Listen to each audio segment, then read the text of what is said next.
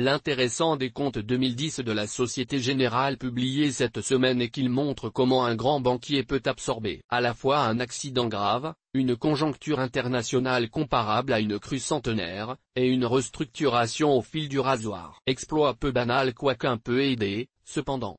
Regardons, avec à présent le recul nécessaire, l'étendue des dégâts et les solutions stratégiques mises en œuvre. C'est impressionnant. Retour en 2008 fin janvier la banque découvre son application, pour ne pas dire fraude, dans un engagement trader d'environ 50 milliards d'euros et son PDG d'alors prend hâtivement la décision de brader les positions. D'où une perte de 4,9 milliards d'euros, soit 18% de ses capitaux propres mais surtout l'équivalent de 2 à 4 années de revenus. Fin avril elle apprend que son exposition à la crise des subprimes n'est pas une mince affaire, ce qui fait peur à tous ses confrères, qui refusent de lui prêter. Fin septembre s'ensuit, avec la déconfiture de Lehman Brothers puis de AIG. Elle découvre que ses garanties n'en sont pas. Il y a des années comme ça où tout va mal. Année 2009 vient 2009, le public se gausse, les traders rasent les murs, et conformément à la théorie, la crise financière devient une crise économique, remarquablement limitée par les gouvernements avec en tête les Japonais et les Grecs, qu'il ne faut jamais supplier d'organiser la relance à grands coups de déficit. Notre petite Société Générale se sent un peu perdue mais rame fort à contre-courant pour échapper à ce torrent de mauvaises nouvelles. D'autant qu'il lui faut vite trouver de l'énergie, c'est-à-dire du cash, pour échapper aux prédateurs à commencer par l'État, ce faux ami qui prétendait lui dicter sa loi et la rémunération de ses cadres. Selon les comptes publiés, la soluce est d'envergure, augmentation de capital de 27% soit 960 millions, dont finalement assez peu. Pour SPE, Société des participations publiques de l'État, 45 millions d'euros qui a fait un aller-retour de mai à novembre digne d'un bon hedge fund. On y ajoute les émissions de titres subordonnés. Curieusement SoftBank a arrêté d'en émettre en août 2008 alors que la société avait pourtant levé 3105 millions d'euros en 8 mois du plus fort de la crise, et puis surtout on met en œuvre de la bonne vieille technique qui a servi le sauvetage du Crédit Lyonnais, le véhicule ad hoc. Donc cession de 8 milliards d'actifs dits illiquides différents de incessibles, à quel prix? Plus 4,3 milliards d'actifs toxiques, ce n'est plus de l'argent de poche. En face, on sacrifie les bijoux de famille, 2 départements des plus rentables consacreront l'essentiel de leurs profits à alimenter ce véhicule après qu'on ait repoussé la maturité de la dette.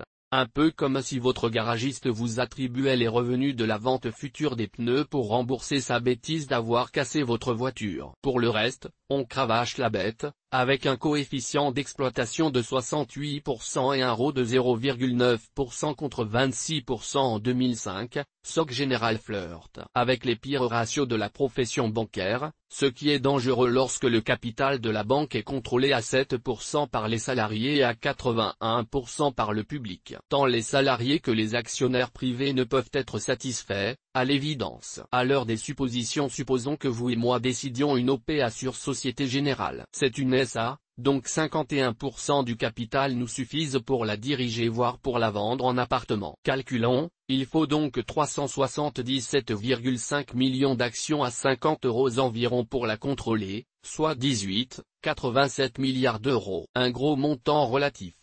Comment le financer? Ne supposons pas que la SoftBank nous les prête, cela ne représenterait que 12% de ses dépôts, mais bon faut pas rêver. Supposons alors un prêt relais, chinois pourquoi pas, adossé aux 4,6 milliards d'immobilisation tangible brute, PV latentes égale amortissement, et à 5% des profits réalisables sous 3 mois du compte titre hors repo soit 278,5 milliards x 5% donc 14 milliards d'euros. Nous avons donc une garantie totale, le reste en plus. Reste à considérer, le hors-bilan, 210 millions d'euros en caution donnée pour 101 reçus, donc 2 fois les capitaux propres les 15. 600 milliards d'engagements sur instruments financiers soit 5 années du PIB de la France.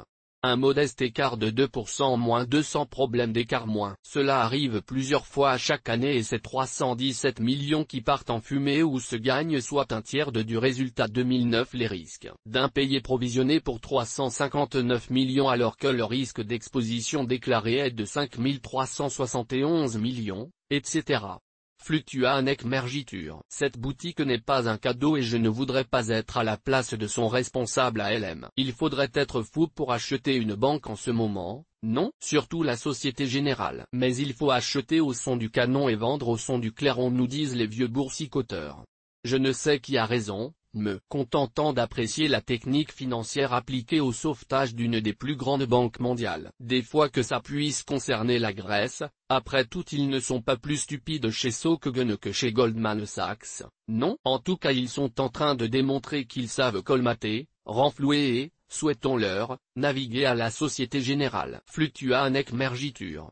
En profite-t-il pour en mettre sous le coude? Côté chiffres ça me paraît clair sauf si tout n'a pas été dit. Côté communication financière, une telle hypothèse me paraît impossible. Je ne sais. Toutefois j'ai un doute, si je vais trouver le chef agence SoftBank de mon quartier en lui exposant que je viens de perdre stupidement plusieurs années de mon revenu, que mon job est menacé et mon patrimoine compromis, croyez-vous qu'il fera pour moi ce que j'ai fait pour lui? Christian Clerviel.